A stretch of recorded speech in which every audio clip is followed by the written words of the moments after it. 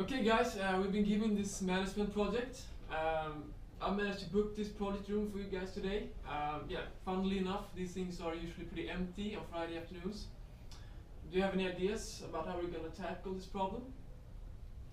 Well, I'm just as keen as you guys to get this thing done, but it's been a long week, it's Friday afternoon.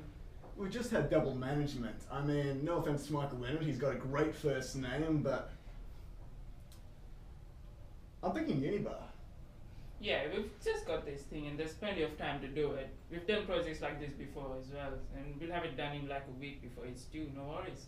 I'll admit, yeah, that sounds pretty good actually. Come on guys now, we'll need to go right now. I'll make a start on it right now, get it done, over done with. Sorry, I wasn't listening properly. Well, why don't we start right? No, you've had your turn already. Let's see what the others got to say about this. Well, you know what, how about, you know what, never mind. Okay, yeah, I guess we'll see each other again next week, same time, next Friday. Yeah, sounds good. Alright, same time Friday. Sounds Cool. good. Believe it or not, what you just saw is an example of groupthink.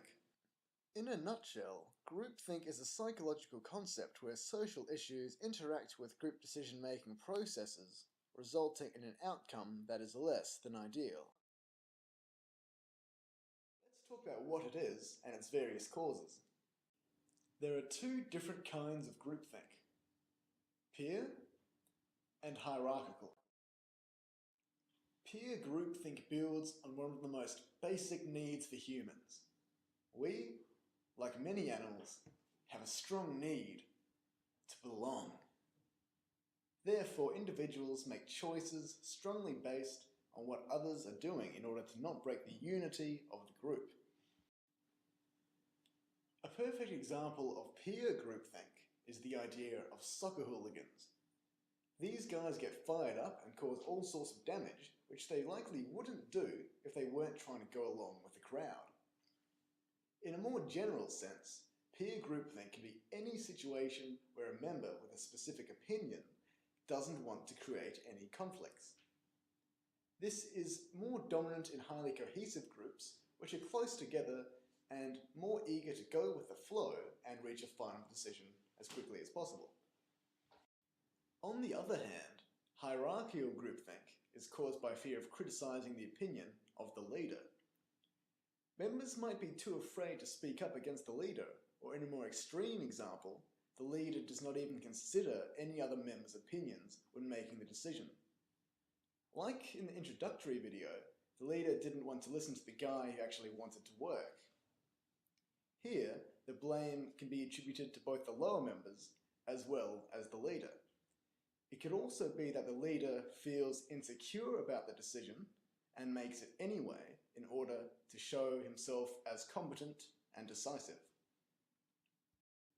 Elements that are common to both types of groupthink are the possibility of time constraints, where a group is forced to make a decision quickly without considering the full set of consequences, and also the fear of being ridiculed and put down by other members of the group based on their opinions. Another obvious example of groupthink is in the classroom.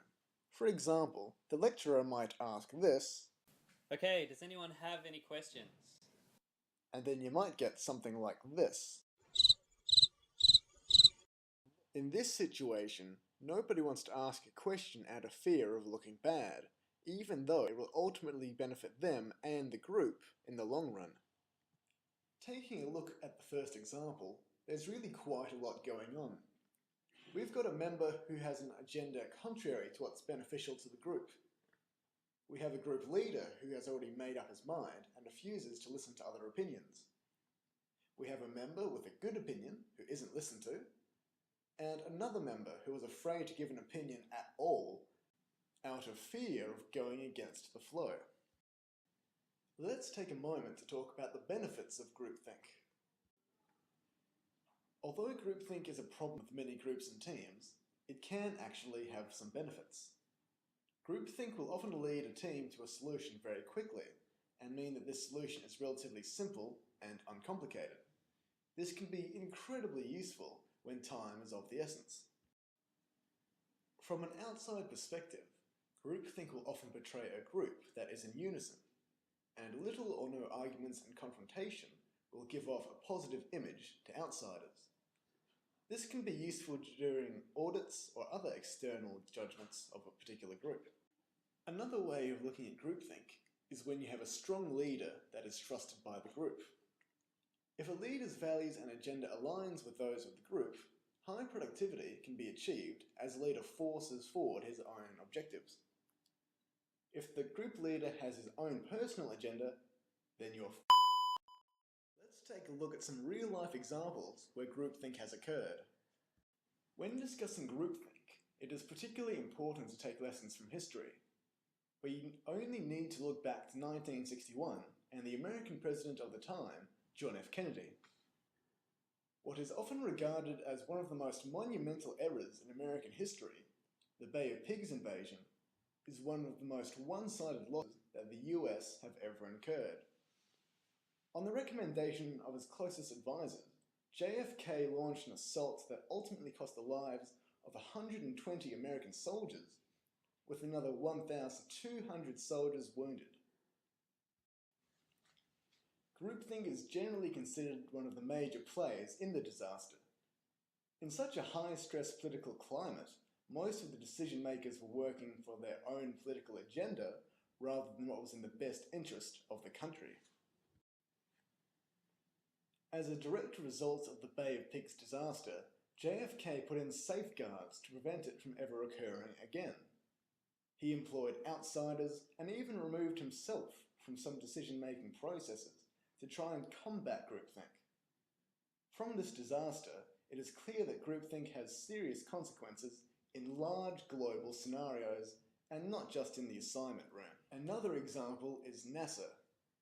Some of the smartest people on the planet still fell victim to groupthink, with the Columbia disaster costing the lives of 7 astronauts. This just goes to show that no one is immune to the effect, no matter how smart or confident you may be. Finally, and most importantly, let's talk about possible solutions to groupthink. Perhaps the most obvious way to combat groupthink is to encourage everyone to be a critical evaluator, giving high priority to airing objections and doubts. For this to happen, a leader needs to be able to accept criticism of his own judgments, or else members may underplay their doubts. Leaders should be impartial at meetings as much as possible, giving unbiased statements about the scope, the problem, and the availability of resources. This way members are less likely to conform to the leader's opinion. Each group should assign a devil's advocate to intentionally challenge and question the current thought process to ensure that nothing is overlooked and that all aspects are given considerable thought.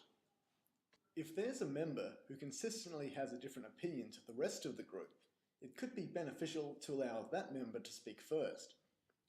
That way there'd be no pre-existing consensus to speak up against. Yep. Yeah, alright guys, we just got the assignment.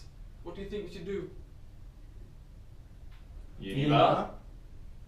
I'm going to Unibar too, but let's just consider the possibility that we actually start working on this thing right now.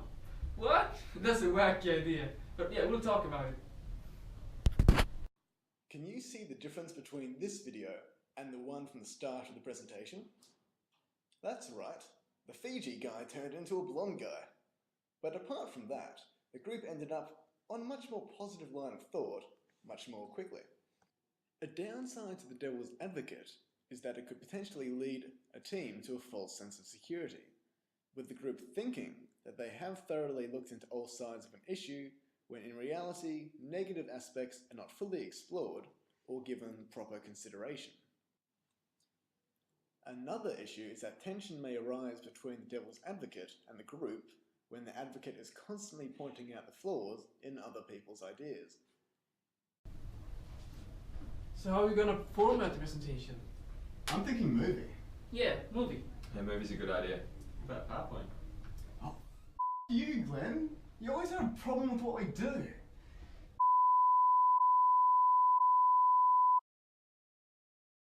To combat this tension, the position of the devil's advocate can be rotated between group members for different arguments or meetings. Having 2 meetings instead of 1 to make decisions can be beneficial as it allows more time for doubts to rise to the surface. Tacitus wrote that the Romans would often discuss matters at a sombre, official meeting, but then later on discuss the matter again in an informal manner, perhaps over wine. And we all know those guys had a very good run. The more relaxed nature of the second meeting would help encourage members to speak more freely without the fear and restriction of an official process. Something to consider would be setting up a number of independent evaluation groups with different leaders to investigate the same problem, meaning they're each more likely to settle on a different outcome. The problem with this is that some groups might intentionally overlook some components, thinking that another group might have already looked into the same thing. There's also something of a loss of efficiency when you have extra groups working on a task that's already being worked on by one group, when those other groups could be doing something else instead. So let's look at a reenactment of the first example with some of these solutions applied. How are we gonna tackle this problem? I know it's Friday, since we're all here. Take a credit. Take a credit now. Well, I think you guys know my view. Yeah, both options are great, but although I actually feel like going to the Unibar. I agree with Glenn. If we do it now, we'll have more time to go drinking later. Yeah, okay, it sounds like we're gonna work on it then. Hold on now. Doesn't mean we can't do both at the same time, you know what I'm saying? Here are the references for our presentation. You can pause this bit and read through them in your own time. I'm Holger Meyer. Thanks for listening. And so the biggest danger of groupthink is not knowing that it exists. You're welcome. Does anyone know how to turn this off?